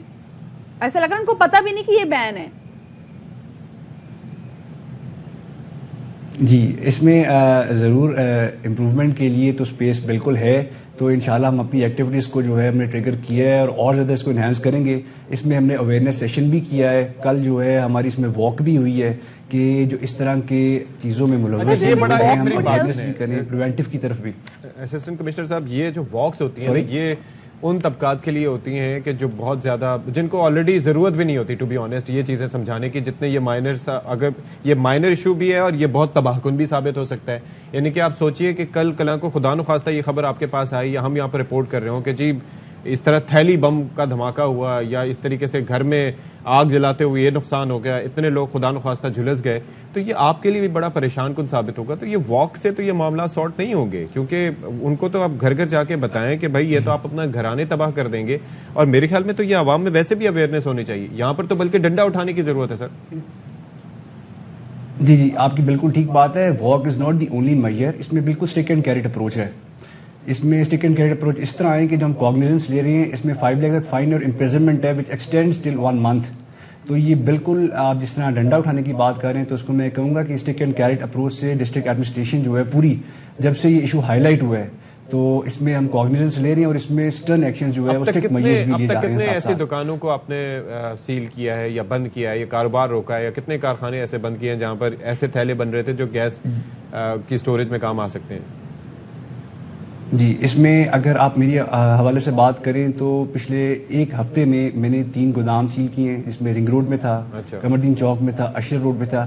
لیکن صرف میرے تک محدود ایکٹیویٹی نہیں ہے. میں نے آپ کو جس طرح بتایا کہ ڈپٹی کمشنر پشاور اس پہ جو ہے ہم روزانہ کی ایکٹیویٹیز لے رہے ہیں اور روزانہ کی جو ہے وہ سپروائز کر رہے ہیں ساری پرفارمنسز. ہمارے صرف سٹی کے اندر 7 اوور آل پشاور میں وہاں چلے جاتے ہیں. لیکن جو یہ چھوٹی چھوٹی گلی محلوں میں یہ دکانیں ہیں جو کہ بڑی آسانی سے یہ گیس بامز جہاں پر وہاں پر جانا زیادہ ضروری ہے کیونکہ دیکھیں ابھی آپ نے بولا کہ واکس آرگنائز کیے تو واکس بیسکلی ان چھوٹی چھوٹی بازاروں میں ہونی چاہیے تاکہ لوگوں کو پتہ چل سکے کہ بھائی یہ چیز نہیں کرنی. وہ چیز ہو رہی ہے, لوگوں کو پتہ بھی نہیں کہ بین ہے. اور یہ تو خدا نہ خاصا جیسے ہم پہلے بھی بات کر رہے تھے, کوئی آس پاس ماچس ہوگی, کوئی سگریٹ بھی پی رہا ہوگا, ایکسپلوڈ کر گیا, سر بڑی جانیں جا سکتی ہیں. جی بالکل آپ اس میں ٹھیک کہہ رہے ہیں لیکن اس میں ڈفرینٹ میجرز لیے جا رہے ہیں اور اس میں ہم نے جو ہے سول سوسائٹی کو اس لیے انگیج کیا جس طرح آپ کہہ رہے ہیں جہاں تک ریچ نہیں ہے یا ریچ آسان نہیں ہوتی, ایکسیس نہیں ہے, گلیاں ہیں چھوٹی یا اس طرح کے ایریاز ہیں جہاں پہ اس طرح آپ کی موبلٹی نہیں ہوتی. تو اس واک کا مقصد صرف یہ تھا کہ آپ تمام اسٹیک ہولڈرز کو انگیج کر سکیں اور میسیج آپ پہ ایٹ لیسٹ چلا جائے. باقی جو ہم کاگنیزنس لے رہے ہیں اور جو سٹرن ایکشن ہے وہ اپنی جگہ بالکل جاری و ساری ہے. ٹھیک ہے, بہت شکریہ. راؤ ہاشم ہمارے ساتھ موجود تھے, اسسٹنٹ کمشنر پشاور. اور معاملہ یہ ہے, یہ بڑا مطلب ایک کے بعد ایک مصیبت کہ تھیلوں میں گیس بھر کے بیچی جائے, مطلب یہ کیسے مینج ہوگا؟ اور اللہ کرے کہ کوئی ایسا حادثہ. آپ کو یاد ہوگا جب ہمارا شو باخبر سویرا بھی شروع ہوا تھا تو میں بھی ڈے 1 سے بات کرتی تھی یہ جو پلاسٹک کی تھیلی ہے نا یہ ہمارے سسٹم میں رہ جائیں گی ہزار سال, ہم ہمارا کھپ جائیں گے, پتہ نہیں کیا ہوگا. جو پانی کی بوتلیں ہوتی ہیں کچھ بھی کتنا ہم نے اس پہ بات کرتے تھے, سب کہتے تھے پاگل ہوئے پاگل ہوئے پاگل ہوئے. ان پہ بین لگا, کچھ بھی نہیں ہوا. ہم نے دیکھا کراچی میں بھی, مطلب سندھ میں بھی, پورے ملک میں بین لگا, اسلام آباد میں بین لگا, لاہور میں ابھی بھی آپ کو پلاسٹک کی تھیلیاں اویلیبل ہوتی ہیں. وہ بات علیحدہ ہے, ہم اس کی بات نہیں کر رہے. لیکن یہ جو پلاسٹک کی تھیلیوں میں نا گیس بھر کے لوگوں کو دی جا رہی ہے نا, یہ بہت ہی خطرناک چیز ہے. یہ جو لوگ ہمیں پشاور کے دیکھتے ہیں, خدا کے لیے ایسا مت کریں. ہم دیکھ رہے ہیں خواتین بھی آ کے یہاں سے گیس لے کے جا رہی ہیں, مت کیجیے. خدا نہ خاصا چھوٹا کوئی ایکسپلوژن آپ کے گھر میں ہو جائے, بچے ہوں, کس طریقے سے آپ لوگ مینج کریں گے؟ تو یہ مت کیجیے, اپنی زندگیوں کس کو رسک میں مت ڈالیں, بہت بڑا خطرہ ہے. کیونکہ راؤ ہاشم صاحب سے تو بات کر کے ہم نے دیکھ لیا, کیونکہ ابھی تک کوئی ایسا مجھے لگ نہیں رہا کہ ایک ہفتے کے اندر کوئی بڑا زبردست کریک ڈاؤن کیا جائے گا. بٹ یقین مانیں یہ آپ کے لیے بہتر نہیں ہے. جو لوگ بیچ رہے ہیں شاید ان کو بھی معلوم نہیں ہے کہ آپ لوگ کیا تباہ کن چیزیں, آپ بامز بیچ رہے ہیں. مت کیجیے, یہ لوگوں کی جانوں کے لیے بہت بڑا خطرہ ہے. پتہ نہیں کیسے سمجھا سکیں گے, مجھے لگتا ہے ورڈز ہی نہیں ہمارے پاس. اللہ رحم کرے. اچھا جی, سندھ کی بات کر لیتے ہیں, تھوڑا سا تعلیمی نظام کی بات کر لیتے ہیں جہاں پہ صورتحال نہایت خراب ہے. ایک جانب تو ہم درسگاہوں کی بات کرتے ہیں جو کھنڈرات کا منظر پیش کر رہی ہیں, یعنی کہ ایک جانب ہم بات کرتے ہیں فوکس نہ ہونے کی, ایک جانب ہم بات کرتے ہیں گوسٹ اسکولز کی, یعنی کہ جو صرف پیپرز پر ایگزسٹ کرتے ہیں. ایک جانب ہم ان ٹیچرز کی بات کرتے ہیں کہ جو گھر بیٹھے کلرکوں کی ملی بھگت سے اب تنخواہیں وصول کر رہے ہیں, اور آدھا نظرانہ کلرک کے پاس جاتا ہے, آدھا ٹیچر کے پاس جاتا ہے, اور ٹیچر اسکول نہیں جاتا, گھر بیٹھے کوئی اور کام کرتا ہے یا پیسے کماتا ہے. ٹھیک ہے, اور پھر یہ ہے کہ ایک اور داستان جو سامنے آ گئی ہے کہ سندھ ٹیکسٹ بک بورڈ کی 150 من کتابیں کباڑ میں فروخت ہونے کا انکشاف ہوا ہے. اب آپ سوچئے 150 من, یعنی کہ 40 کلو کا 1 من ہوتا ہے, 40 اور 150 من, یہ تو ڈو دا کیلکولیشن, تو آپ کو اندازہ ہوگا کہ یہ کتنا. یہاں سے آپ دیکھ لیں کہ ایک بچے کی کتاب جو اسکول بیگ وہ اٹھاتا ہوگا کتنا ہوگا, 4-5 kg کا چلے بیگ ہوگا, 6 kg کا بیگ ہوگا, تو اس میں کتنی کتابیں اس کو آتی ہیں. ناؤ ڈو دا میتھس کہ یہ تقریباً جو 150 من کتابیں کباڑ میں فروخت ہوئی ہیں, اس کا مطلب ہے جو بکس بنی ان کو خریدنے والا کوئی نہیں تھا. اور خریدنے والا کیسے ہوتا جب وہ بچے 6000 کلو. اور لیکن اب دیکھیں شو کیا جا رہا ہے کہ کتنے بچے اسکول میں جا رہے ہیں, کتنی کتابیں بنائی جا رہی ہیں, اور تمام تر صورتحال ہمارے سامنے کیا ہے. تو یہ کتنا بڑا غبن ہے. اچھا, اس حوالے سے سندھ ہائی کورٹ کے جسٹس صلاح الدین پنور نے بھی ایکشن لیا ہے, پون نے ایکشن لیا. انہوں نے کہا ہے کہ جی چیئرمین اینٹی کرپشن کو تحقیقات کو حکم دے دیا کہ ایماندار افسران پر مشتمل کمیٹی بنائی جائے. ان کو بھی کہنا پڑ گیا کہ بھائی مدیہ ویسے ایک آپ سے افسران سوال جو یہ کچھ ہے کریں. جی بتائیں. کہ ایک کتاب جو ہوتی ہے نارملی اس کا وزن ½ kg ہوتا ہوگا, ہاف کے جی کر لیں, ہاں. یہ 6000 کلو بنتا ہے. جی. یعنی کہ یہ جو 150 من تھا ملٹیپلائڈ ود 40 تو یہ 6000 کلو یہ بنتا ہے. اور یہ سمجھیں کہ 12000 لگ بھگ, کچھ کم بھی ہوتی ہیں, یہ کم از کم 12000 کتابیں ہیں جن کے ساتھ یہ حشر کیا گیا جو سندھ ٹیکسٹ بک بورڈ کی. تو یہ اخلاقیات کی کتاب اگر پڑھ لیتے تو گرے پڑے ہیں ہی, تو آج یہ اتنا بے شرمی کا مظاہرہ نہ کیا جاتا. تو پاکستان تحریک انصاف سندھ کے صدر علی زیدی صاحب ہمارے ساتھ موجود بھی ہیں. ذرا اس حوالے سے بات کر لیتے ہیں. علی زیدی صاحب, ہم تو بڑا پٹتے ہیں کہ بھائی صحت پہ سندھ میں توجہ نہیں دی جا رہی. یہ تو دیکھ لیں تعلیم پہ بھی کوئی خاص توجہ نہیں دی جا رہی. کتنی بڑی تعداد میں جو کتاب ہے, تقریباً 150 من کتابیں کباڑ میں فروخت کرنے کا انکشاف ہوا. یہاں سے بھی پتہ چلتا ہے کہ اعداد و شمار کے دکھائے جا رہے ہیں اور کتنے بچے اسکول جا ہی نہیں رہے. اصل میں اتنی ترقی ہو گئی ہے سندھ میں کہ جو ہمارے سندھ کے خاص طور پہ اندرون سندھ کے جو گورنمنٹ کے سکولز ہیں وہاں کتابوں کی ضرورت نہیں ہے. اور وہ سب کو آئی پیڈ دینے, تو یہ کتابیں تو ان کو بیچنی تھی نا. وہ آئی پیڈ دیں گے, ڈیجیٹل سکول ہیں سارے. جی جی. تو اس لیے وہ کہتے ہیں کتابیں سکولز ایٹ ہومز. بالکل صحیح. نہیں, وہ سکولز, وہ ورچوئل سکولنگ اور آئی پیڈز اور ڈیٹا یعنی کہ بینڈ وڈتھ اتنی بڑھا دی ہے کہ انہوں نے کہا جی آپ گھر میں بیٹھے ہیں اور بجلی بھی وہاں ہے اور سیلاب بھی نہیں ہے. مطلب یہ سلیکان ویلی سے اب دنیا سے لوگ اب آئیں گے دیکھتے ہیں کہ اتنا بڑا انقلاب کیسے لے کے آ گئی سندھ حکومت کی. کتابوں کی ضرورت نہیں ہے. کیونکہ ابھی ایک اور خبر بھی آئی ہے, ٹرانسپیرنسی انٹرنیشنل نے, جو جس کو یہ ریجیکٹ کر لیں بھلے, لیکن انہوں نے کہا ہے کہ جی سب سے زیادہ کرپشن سندھ میں ایجوکیشن ڈپارٹمنٹ میں ہے. سب سے کرپٹ منسٹری ایجوکیشن کی ہے. ایک اور رپورٹ ہے جو کہ کہتی ہے کہ 1.25 کروڑ سے زیادہ بچے, تقریباً 1.30 کروڑ بچے سندھ میں اسکولوں میں نہیں ہیں. اسکول میں نہیں ہے تو وہ کتابوں کا کیا کریں گے؟ وہ کیونکہ گھر سے پڑھ رہے ہیں نا. جیسے میں نے آپ سے کہا وہاں آئی پیڈ دی ہیں ان کو, لیٹسٹ دنیا کے بہترین آئی پیڈ, جو بھی ایپل نے. فیکٹر بھی ایڈ ہوا ہے کیا؟ دیکھیں, ایک نہیں ہے, صرف اس کا ایک فیکٹر ہے, اٹس کالڈ کرپٹ گورننس, اور کوئی فیکٹر نہیں ہے. باقی یہ سب چیزیں اس کے اندر آ جاتی ہیں. اگر جو مثال دی جاتی ہے نا یہ لیک آف فنڈز کی یا لیک آف ریسورسز کی, نائجیریا جو دنیا کا دوسرا یا تیسرا تیل پروڈیوس کرنے والا ملک ہے, وہ کیوں کنگال بیٹھا ہوا ہے؟ اس لیے کہ وہاں کرپشن رہی. وہاں پہ ایک کرپٹ رولنگ ایلیٹ نے قبضہ کیا, وہاں جسٹس سسٹم کو تباہ کیا. وہ آرام سے جا کے انہوں نے دبا کے مال بنایا, لندن امریکہ میں گھر بنائے. ایگزیکٹ سیم سینیریو پاکستان کا ہے. اور صرف یہاں پہ ہمارے پاس کچھ اچھے لوگ ہیں اور جو کہ یہ کھڑے ہوتے ہیں, وہاں کھڑے ہونے والے کم تھے, تو وہاں پہ یہ گیم ہو گیا. اس قوم کی تباہی ہوئی ہے. آپ کو صرف اسی میں ایڈ کر دوں کہ یہ پورا ایک سسٹم جو ہمارا کرپٹ سسٹم ہے. آپ دیکھیں کل ہماری نیب نے ایک خط لکھا ہے کہ جی وہ جو اسلام آباد ہائی کورٹ سے مریم نواز کو ریلیف ملی تھی اس کے خلاف وہ سپریم کورٹ میں اپیل دائر نہیں کریں گے ہیمن فیلڈ اپارٹمنٹ میں. اب مجھے بتائیں, آپ دونوں سے میرا سوال ہے کہ کیا یہ ملک صرف یہ اشرف ایلیٹ, رولنگ ایلیٹ یا اشرفیہ جو ہے ان کے لیے بنا تھا؟ سر یہاں تو رونا یہی ہے کہ یہاں پہ امیر کے لیے قانون اور ہے, غریب کے لیے قانون اور ہے. امیر کسی بھی جماعت سے ہو سر, کوئی بھی مبرہ نہیں اس سے. لیکن سر مجھے بتائیں, یہ تو ایک خاص مقصد کے تحت ہوتا ہے جب آپ چاہتے ہیں کہ شعور جو ہے اور تعلیم سے آپ کی آنے والی نسلیں صرف اس صورت میں محروم رہیں جب آپ ان پہ رول کرنا چاہتے ہوں. آپ نہیں چاہتے کہ آپ نے بچوں کو شعور دے, کیونکہ آپ کو پتا ہے کہ جب آپ اس کو شعور دیں گے, آپ اس کو تعلیم دیں گے, وہ آپ سے سوال کرے گا. سر یہ تو اتنی بڑی ہمارے سامنے ایک ایسی کہانی آ گئی کہ جس میں ہم دیکھ رہے ہیں کہ تواتر سے کوشش کی جا رہی ہے کہ بچے تعلیم سے محروم رہیں.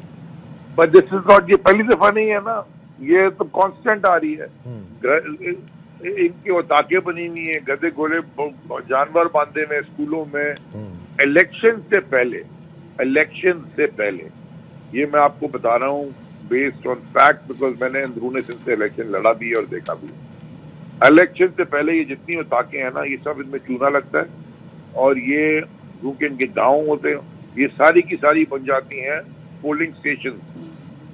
اور وہاں کچھ جاتا بھی نہیں ہے اور ووٹ دیر دیے جاتے ہیں اپنے. اچھا زہری صاحب کیونکہ وقت مختصر ہے مجھے بتائیں کیونکہ قومی اسمبلی میں تو آپ ہیں نہیں لیکن سندھ اسمبلی میں کیا اس حوالے سے آپ کچھ آپ کی پارٹی کچھ کرے گی اس حوالے سے؟ جی بالکل ہم نے سوال اس کے اوپر اٹھایا, ہم اس کے اوپر ریزولوشن بھی موو کریں گے لیکن فائدہ کوئی نہیں ہے نا. ہم اپنا یہ ضرور آن ریکارڈ فائل کا پیٹ بھرنے کے لیے ضرور کریں. بہت شکریہ آپ کا علی زیدی صاحب ہمارے ساتھ موجود. لیے چلتے ہیں اسلام آباد جہاں پر وزیر خزانہ اسحاق ڈار تقریب سے خطاب کر رہے ہیں. Which the country was having debt servicing of 1750 billion. Now you're talking of about 4,500 billion. Now what is this? This is all mismanagement. So I think debt is a very important. I agree. But having said that, let's look from a different angle. The law in this country was obviously self-introduced. The debt responsibility and fiscal responsibility debt limitation act. I triggered it. I brought Tariq Hassan from World Bank. They normally do not allow to go to your own country. President Wolf Hassan asked me that if you need any human resource, we understand you overworked. So I said, give this man to us. We started that. This good thing. We imposed ourselves, 60%. The law was rolled out obviously after the coup. But you see, then we campaign worldwide that we are debt trap. Can somebody tell me what is the US debt to GDP? 110%. UK after post-COVID, 101%. Japan 257. I never see any politician or any media house talking there that we are a debt trap country. Is this the difference is that they can print dollars, they can print sterling, and they can print yen, and they can't, and we can't, and the rupee is not the global. See, let's please, for heaven's sake, the politics must be detached from this economy. I don't know. I'm being sometimes emotional, but I feel hurt. The country which was going to be part of G20 in few years' time, there should have been collective effort to reduce the timeline, and it would have been possible with the speed the country was moving on. But somehow, we are there. It's never too late. I think you campaign with your media partners and colleagues. Please force us that you go on that path, have chart of the economy, and move the country back to where it was 2017. Right. I think this is very important. وفاقی وزیر خزانہ اسحاق ڈار کا اسلام آباد میں ایک تقریب سے خطاب جاری. ایک چھوٹی سی بریک کے بعد ملتے ہیں.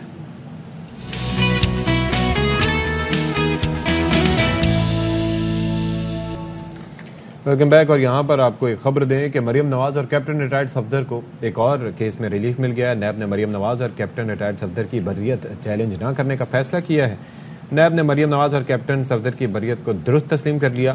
ڈی جی نیب راولپنڈی فرمان اللہ نے بریت کے خلاف اپیلیں نہ کرنے کی منظوری دے دی ہے. تو یہ جناب نیب کی جانب سے ایک فیصلہ کیا گیا ہے کہ ایک اور کیس میں ان کو ریلیف دیا جائے گا, اور وہ ریلیف اس صورت میں دیا جائے گا کہ جب انہیں بریت ملی تھی, یعنی کہ انہیں اس سے کیس سے رہا کیا گیا تھا, اس کو اب انہوں نے چیلنج نہ کرنے کا فیصلہ کیا, اور ایسا فیصلہ کیا گیا ہے ڈی جی نیب راولپنڈی کی جانب سے. ہمارے نمائندے شاہ خالد اس وقت ہمارے ساتھ موجود ہیں. شاہ خالد, مزید کیا تفصیلات ہیں اس حوالے سے؟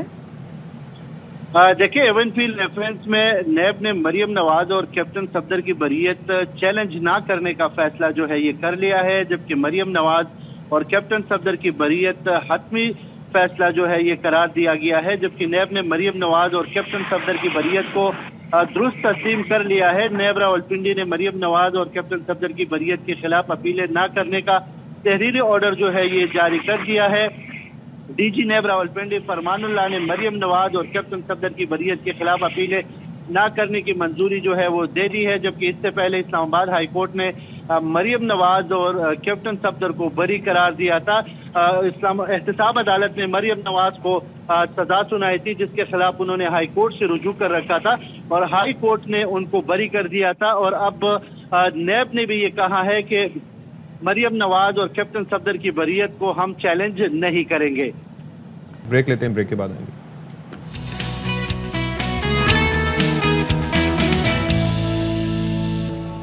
جی, اب بات کر لیتے ہیں کامبیٹ سپورٹس کی. اور کامبیٹ سپورٹس میں کافی ساری چیزیں ہوتی ہیں. اس کے اندر کراٹے آ جاتے ہیں, اس کے اندر جوڈو آ جاتا ہے, اس کے اندر سیمبو آ جاتا ہے, اس کے اندر ریسلنگ آ جاتی ہے, اس کے اندر کک باکسنگ آ جاتی ہے, باکسنگ آ جاتی ہے, MMA آ جاتا ہے, جس کے اندر سارے فلیور آپ کو مل جاتے ہیں.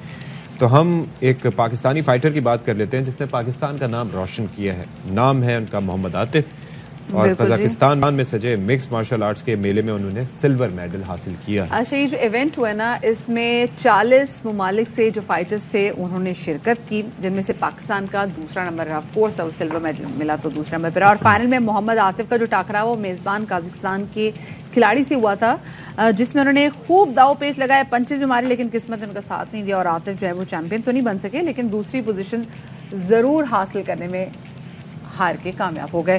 تو اس وقت ہمارے ساتھ موجود بھی ہیں مکس مارشل آرٹس فائٹر محمد عاطف, کو ہم شامل گفتگو کریں گے, ان کا مبارکباد بھی دیں گے. عاطف, بہت شکریہ آپ کا اپنے باخبر سویرا کو وقت دیا.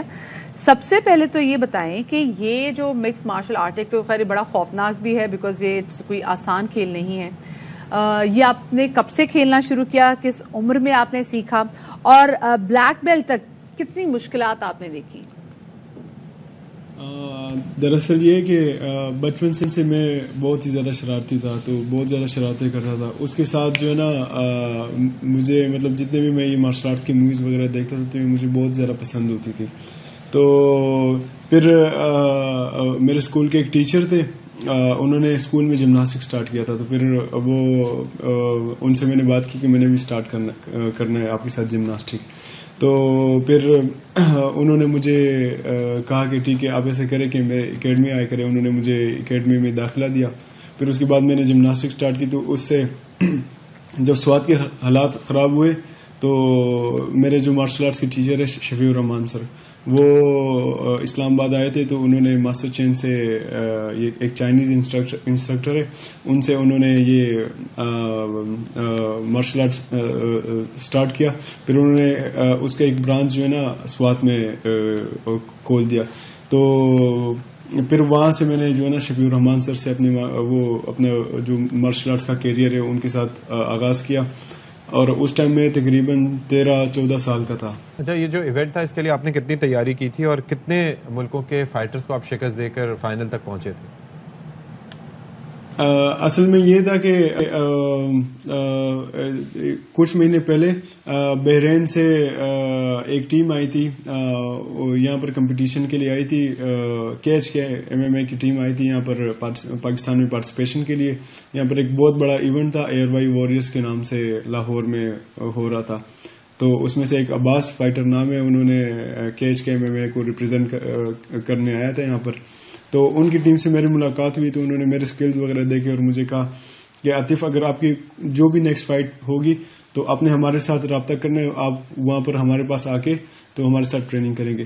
یہ جو کیچ کے MMA ہے یہ ورلڈ کے مکس مارشل آرٹ کی ایک ٹاپ فیسلٹی ہے, اور یہ پوری دنیا سے انٹرنیشنل فائٹر آتے ہیں, مطلب امریکہ سے, رشیا سے, داغستان سے, یورپ سے وہاں پر ٹریننگ کرنے کے لیے آتے ہیں. اور پھر بہت زبردست وہ کلب ہے, اور اس کے حوالے سے ہم نے بھی اپنے شو میں باہر اس والے سے بات بھی کی. لیکن مجھے یہ بتائیں, کیونکہ جو آپ کا کمپٹیشن تھا قازقستان کے فائٹر سے, پنچز تو آپ نے بڑے مارے, جان آپ نے فل لڑا دی, لیکن پھر بھی جب جیت آپ آف کورس اپنے نام نہ کر سکے, تو جو آپ کا سامنے والا تھا کیا وہ واقعی اتنا تگڑا تھا کہ نہیں مینج ہو پائی جیت؟